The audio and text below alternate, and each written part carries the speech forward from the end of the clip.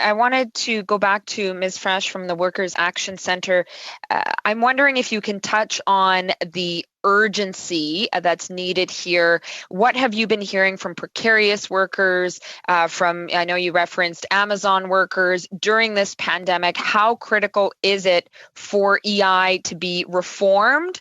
And what kind of situation are they facing more broadly? And maybe perhaps you can touch on what are the implications on all of us when an entire class of workers, particularly precarious workers, is falling through the cracks.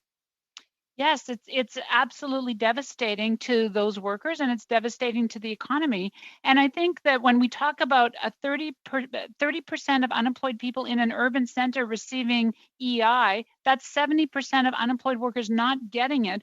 That isn't just bad for workers. That is also terrible for for the economy. And so I think we have to ask ourselves, what is the cost of not doing it?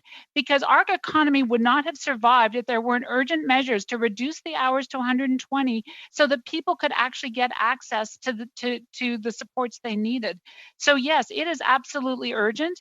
And I wanted to talk more about temp agencies, because I think the temp agency workers, it is absolutely ballooning in terms of workers in short-term jobs, moving from workplace to workplace to workplace. What we're seeing so well, what we saw in long-term care is, the deliberate creation of part-time jobs that makes it more difficult for workers to access EI, people having to string together jobs, all the additional paperwork associated with that. All of those things are terrible for the economy.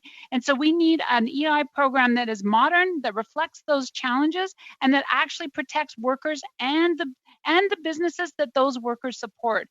Because it's very important to never forget that EI isn't just another social program. It is a fundamental economic stabilizer that every employer depends on, as well as workers.